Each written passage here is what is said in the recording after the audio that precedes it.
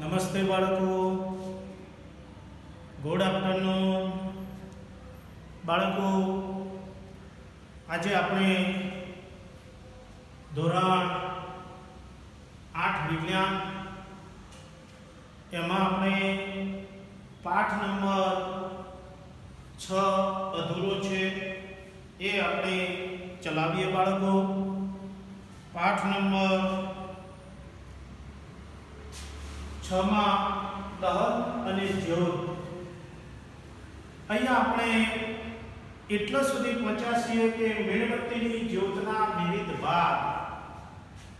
આપણે જમણી બાજુ મીણબત્તીની આકૃતિ દોરેલી છે બાળકો, એનો આપણે અભ્યાસ કરવાનો છે અને એનો અભ્યાસ કર્યા પછી આપણે મીણબત્તીની જ્યોતના જુદા જુદા 3 ભાગ છે એ ભાગ વિશે આપણે સમજીએ બાળકો.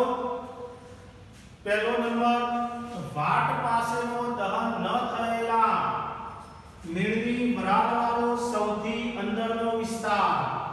તો અહીંયા આપણને આકૃતિમાં આ સૌથી અંદરનો વિસ્તાર છે બાળકો. આ જે દેખાય છે એ બાળકો સૌથી અંદરનો વિસ્તાર છે, જે કાળા રંગનો છે. આ મીણબત્તીની સૌથી અંદરનો વિસ્તાર છે. ત્યાં મીણમાં રહેલા કાર્બનના કણો દહન પામ્યા વગરના છે. દહન પામ્યા વગરના કણો હોવાથી તે કાળા રંગનો ભાગ છે અને તે ઠંડો હોય છે. એ પૂરતા પ્રમાણમાં મીણના કણો દહન પામ્યા નથી, તેથી તે વાટની અંદરનો ભાગ, વાટ પાસેનો દહન ન થયેલો છે એ મીણની વરાળવાળો સૌથી અંદરનો વિસ્તાર છે. તે કાળો અને ઠંડો હોય છે. બીજો નંબર, અપૂર્ણ દહનવાળો મધ્યનો વિસ્તાર, જે પીળા રંગનો છે, જે આ વિસ્તાર દેખાય છે તે મધ્યનો વિસ્તાર છે. મીણબત્તીની જે દિવેટ છે બાળકો, એ વાટ છે તે સળગે છે અને જે આ વિસ્તાર, જે મધ્યનો વિસ્તાર છે તે સૌથી મોટા ભાગનો જોવા મળે છે.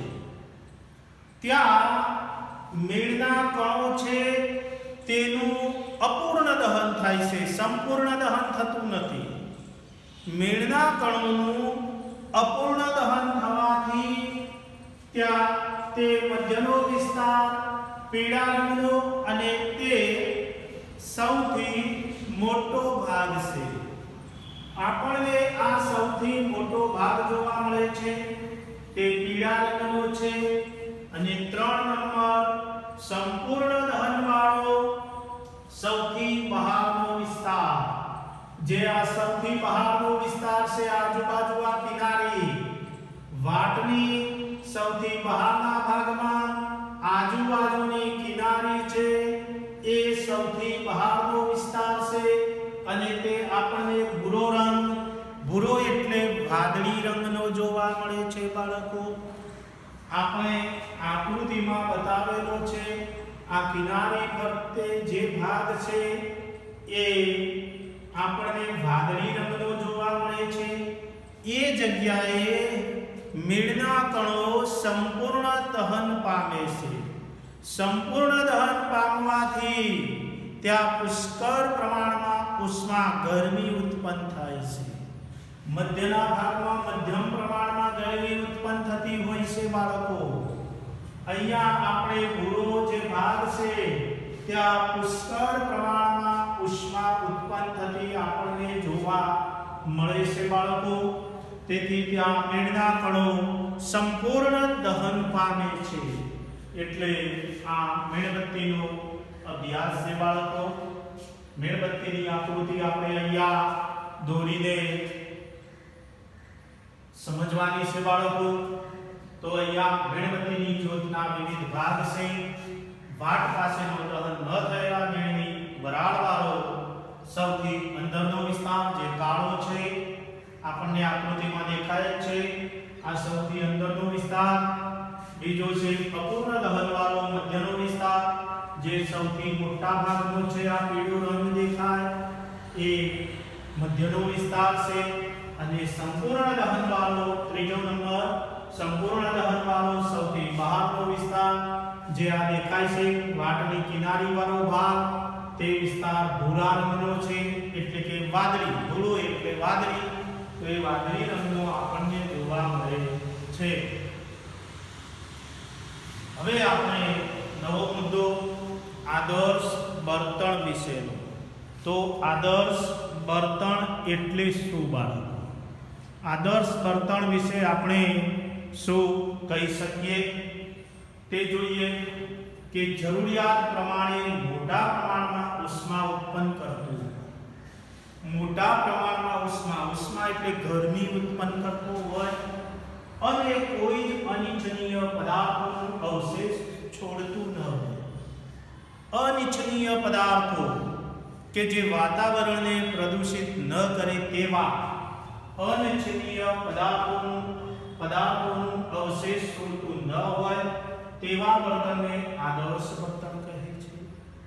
આ આદર્શ બળતણની લાક્ષણિકતાઓ શું છે બાળકો? આપણે જાણીએ આદર્શ બળતણની લાક્ષણિકતાઓ વિશે.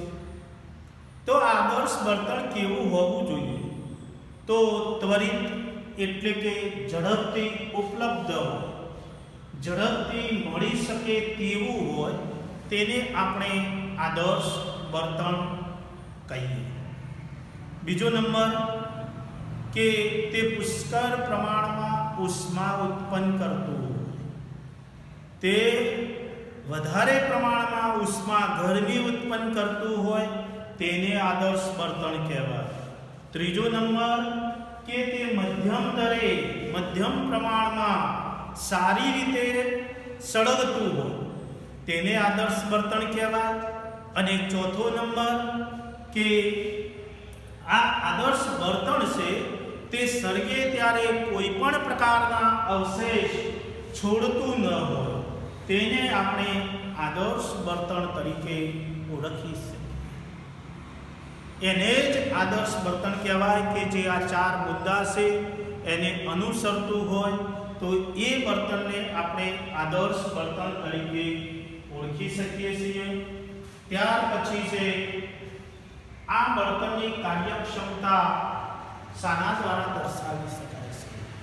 તેને કેલરી મૂલ્ય વડે દર્શાવવામાં આવે છે. કેલરી મૂલ્ય એટલે શું? કેલરી મૂલ્ય એ કોને કહેવામાં આવે છે? તો 1 કિલોગ્રામ બળતણનું સંપૂર્ણ દહન, 1 કિલોગ્રામ બળતણ હોય અને તેનું સંપૂર્ણ દહન થવાથી ઉત્પન્ન થતા ઉષ્માના જથ્થાને તેનું કેલરી મૂલ્ય કહે છે. શું કહે છે? કેલરી મૂલ્ય. કે 1 કિલોગ્રામ બળતણના જથ્થાથી 1 કિલોગ્રામ બળતણનું સંપૂર્ણ દહન થવાથી ઉત્પન્ન થતા ઉષ્માના જથ્થાને તેનું કેલરી મૂલ્ય કહે છે. કેલરી મૂલ્યની વ્યાખ્યા આવે છે બાળકો કે કેલરી મૂલ્ય એટલે શું, તેનો એકમ કયો છે? કેલરી મૂલ્ય એટલે શું, તેનો એકમ કયો છે? તો 1 કિલોગ્રામ બળતણનું સંપૂર્ણ દહન થવાથી એ સંપૂર્ણ સળગે, એનું સંપૂર્ણ દહન થાય. દહન એટલે સળગવું. સંપૂર્ણ દહન થાય અને જેટલો ઉત્પન્ન થવાથી ઉષ્માનો જથ્થો ઉત્પન્ન થાય એ તેનું કેલરી મૂલ્ય ગણાય છે. તેનો એકમ, કેલરી મૂલ્યનો એકમ કયો છે? તો કેલરી મૂલ્યનો એકમ કિલો જૂલ પ્રતિ કિલોગ્રામ છે. કયો છે બાળકો? કિલો જૂલ પ્રતિ કિલોગ્રામ છે, કે જે પ્રતિ કેજી, કે જે પ્રતિ કેજી, કિલો જૂલ પ્રતિ કિલોગ્રામ. કેલરી મૂલ્યનો એકમ કિલો જૂલ પ્રતિ કિલોગ્રામ છે. હવે આપણે જોઈએ આ કેલરી મૂલ્ય.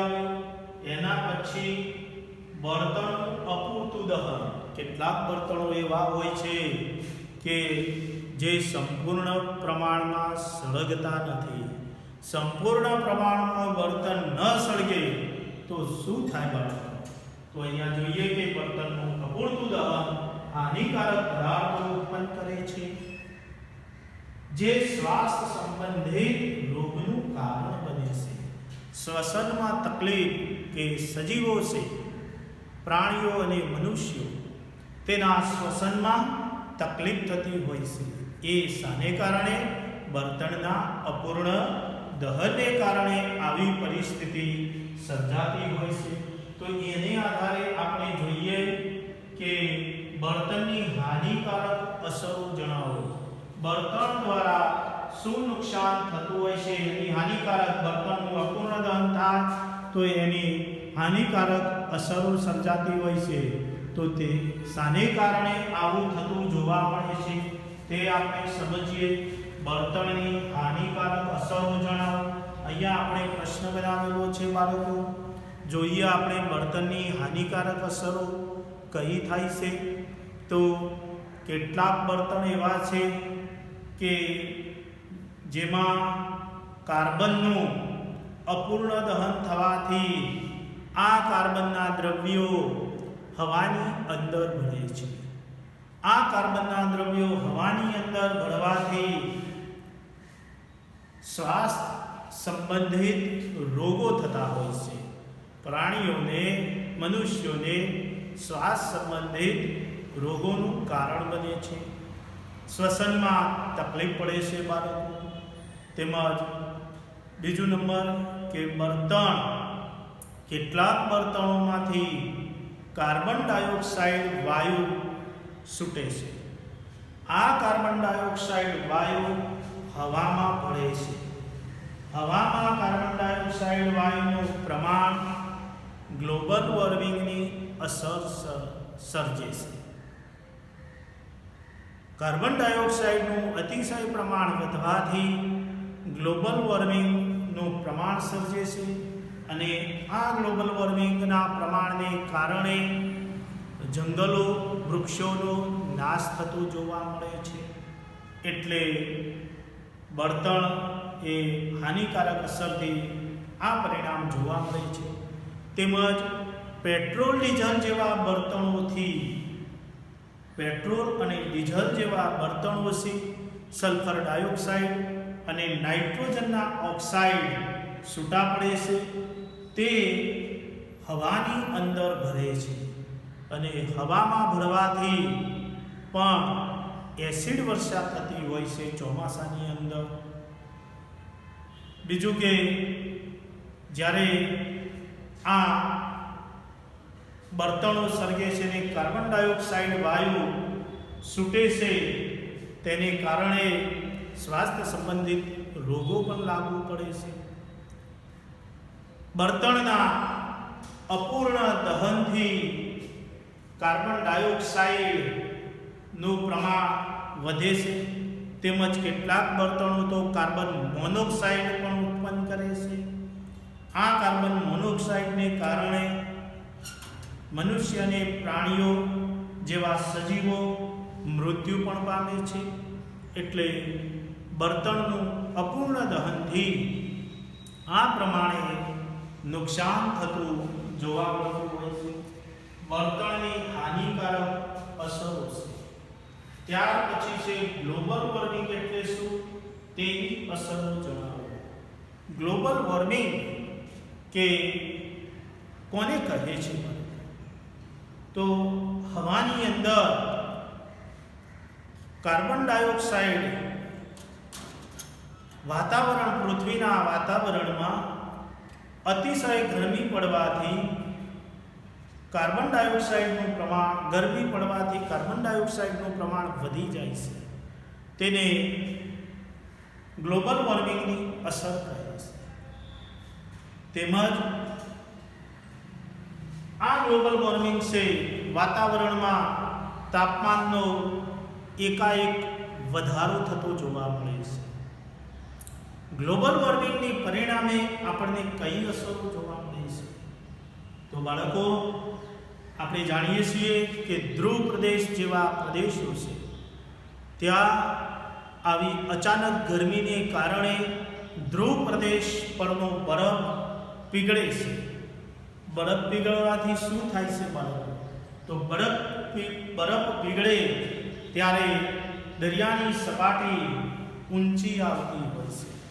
દરિયાની સપાટી ઊંચી આવે, આ બધું ગ્લોબલ વોર્મિંગને કારણે થતું જોવા મળે છે બાળકો. દરિયાની સપાટી ઊંચી આવે ત્યારે દરિયાની આજુબાજુના વિસ્તારોમાં રહેતા લોકો, દરિયાની સપાટી ઊંચી આવવાથી પહેલાં પૂરની પરિસ્થિતિ સર્જાય છે. પૂર આવે છે, પાણી પુષ્કળ પ્રમાણમાં પાણીના ધોધ, પાણીનું પાણી આવતું જોવા મળે, એને આપણે પૂર કહેવામાં આવે છે. અને દરિયાની આજુબાજુ રહેતા લોકો, દરિયાની આજુબાજુના વિસ્તારોમાં રહેતા લોકો મહાન પરિસ્થિતિમાં મુકાતા હોય છે. એટલે કે અકસ્માત થવાનો ભય રહે છે બાળકો. એટલે ગ્લોબલ વોર્મિંગને કારણે આપણને આવી અસરો થતી જોવા મળે છે બાળકો. એટલે ગ્લોબલ વોર્મિંગ એ તાપમાનમાં એકાએક તાપમાનમાં થતો વધારો છે, તેમજ હવામાં કાર્બન ડાયોક્સાઇડનું પ્રમાણ વધવાથી ગ્લોબલ વોર્મિંગની અસર જોવા મળે છે. તેને કારણે ધ્રુવ પ્રદેશની વાત કરી કે બરફ પીગળે છે, દરિયાની સપાટી ઊંચી આવે છે અને આજુબાજુના વિસ્તારમાં રહેતા લોકો મુશ્કેલીમાં મુકાઈ જાય છે બાળકો. ત્યાર પછી છે એસિડ વર્ષા. એટલે શું? તેનાથી થતી અસરો જણાવો. એસિડ વર્ષા. એસિડ વર્ષા કેવી રીતે થતી જોવા મળે છે? એસિડ વર્ષા કેવી રીતે થતી જોવા મળે છે? તો અહીંયા સમજો બાળકો કે વાહનો છે એ પેટ્રોલ અને ડીઝલ જેવા બળતણોનો ઉપયોગ કરે છે. પેટ્રોલ અને ડીઝલ જેવા બળતણને કારણે વાહન ચલાવી શકાય છે. તો પેટ્રોલ અને ડીઝલનો ઉપયોગ થતો હોય વાહનમાં, ત્યારે પેટ્રોલ અને ડીઝલ જેવા પદાર્થો ધીમે ધીમે જ્યારે બળે છે ત્યારે તેમાંથી સલ્ફર ડાયોક્સાઇડ અને નાઇટ્રોજનના ઓક્સાઇડો છૂટા પડે છે. અને આ સલ્ફર ડાયોક્સાઇડ અને નાઇટ્રોજનના ઓક્સાઇડ હવામાં બળતા હોય છે. હવામાં બળવાથી તે આપણને નુકસાન તો પહોંચાડે જ છે, પરંતુ જ્યારે ચોમાસાની સિઝન હોય ત્યારે જ્યારે વરસાદ પડતો હોય છે ત્યારે વરસાદના પાણી સાથે આ સલ્ફર ડાયોક્સાઇડ અને નાઇટ્રોજનના ઓક્સાઇડો વરસાદના પાણી સાથે એ દ્રવે છે, ઓગળે છે. વરસાદના પાણી સાથે ભળી જાય છે, ઓગળે છે અને ત્યાર પછી તે જમીન ઉપર પડે છે. તેને આપણે એસિડ વર્ષા તરીકે ઓળખવામાં આવે છે. સલ્ફર ડાયોક્સાઇડ અને નાઇટ્રોજનના ઓક્સાઇડ વરસાદના પાણી સાથે ભળે છે, એટલે કે દ્રવે છે, ઓગળે છે અને જમીન ઉપર પડે છે. તેને શું કહે છે? એસિડ વર્ષા કહે છે. તેનાથી થતી અસરો જણાવો. એસિડ વર્ષાને કારણે શું થતું જોવા મળે છે? તો બાળકો, આ જે સલ્ફર ડાયોક્સાઇડ અને નાઇટ્રોજનના ઓક્સાઇડ વરસાદના પાણી સાથે ઓગળીને જમીન ઉપર પડે છે. જમીન ઉપર પડે આવું વરસાદનું એસિડ વર્ષાનું પાણી ત્યારે જંગલોનો વનસ્પતિ ઉપર પડે ત્યારે વનસ્પતિના પાંદડાઓ બળી જતા હોય છે. મનુષ્યો અને પ્રાણીઓને પણ નુકસાન થતું જોવા મળે છે. તેમજ વનસ્પતિના પાંદડા બળી જતા હોય છે. વનસ્પતિને નુકસાન થાય છે બાળકો. જંગલોને નુકસાન થતું જોવા મળે છે. જંગલો વેરાન બની જાય છે. જંગલો વેરાન બની જાય છે. ઉજ્જડ જમીન આપણને થતી જોવા મળે છે. એટલે કે જંગલોનો નાશ થતો જોવા મળે છે એસિડ વર્ષાને કારણે. ત્રીજો નંબર કે જમીનની ફળદ્રુપતા ઓછી થાય છે. જો ફળદ્રુપ જમીન હોય અને એવી જમીન ઉપર આભા વરસાદનું પાણી, એસિડ વર્ષાનું પાણી એ જમીન ઉપર પડે ત્યારે એ જમીન ફળદ્રુપતા ગુમાવે છે. જમીનની ફળદ્રુપતા ગુમાવે ત્યારે વનસ્પતિનો સારી રીતે ઉછેર અને વિકાસ થઈ શકતો નથી. સારી રીતે ઉછેર અને વિકાસ ન થાય વનસ્પતિનો, પાક ઉત્પાદનનો, ત્યારે પાકનું સારું ઉત્પાદન થતું જોવા મળતું નથી. પાક પણ ઓછો થતો જોવા મળે છે બાળકો. એટલે જમીનની ફળદ્રુપતામાં ઘટાડો થાય છે, જમીન વેરાન બની જાય છે, ઉજ્જડ બની જાય છે, પાકના ઉત્પાદનમાં વધારો થતો જોવા ન મળે. આ બધા એસિડ વર્ષાને કારણે નુકસાન થાય છે બાળકો. આ ઉપરાંત આરસ અને સ્થાપત્યો છે તેને પણ આ એસિડ વર્ષાના પાણીથી નુકસાન થતું જોવા મળે છે. આરસ અને સ્થાપત્યોને પણ આ એસિડ વર્ષાના પાણીથી નુકસાન થતું જોવા મળે છે. એટલે આવા નુકસાનો એસિડ વર્ષાને કારણે આવી અસરો આપણને જોવા મળતી હોય છે. એટલે એસિડ વર્ષા પણ યોગ્ય નથી. તો આટલું નુકસાન એસિડ વર્ષાને કારણે થાય છે એવું આપણે કહી શકીએ બાળકો. તો અહીંયા આપણે પાઠ નંબર 6 પૂર્ણ થાય છે બાળકો. તમને જ્યારે ભાગ 1 ચલાવ્યો ત્યારે સ્વાધ્યાય ગૃહ કાર્ય માટે પ્રશ્ન નંબર સ્વાધ્યાયના 1 થી 4 આપ્યા જ હતા. હવે તમારે પ્રશ્ન નંબર 5 થી જે સ્વાધ્યાયના પ્રશ્નો છે એ તમારે વિજ્ઞાનના ચોપડામાં પૂર્ણ કરવાના રહેશે. આપણે પાઠ નંબર 6 સુધી ઓકે થયા છે. આ અગત્યના મુદ્દા છે તે તમારે વિજ્ઞાનના ચોપડામાં લખવાના રહેશે. આ આકૃતિ પણ વિજ્ઞાનના ચોપડામાં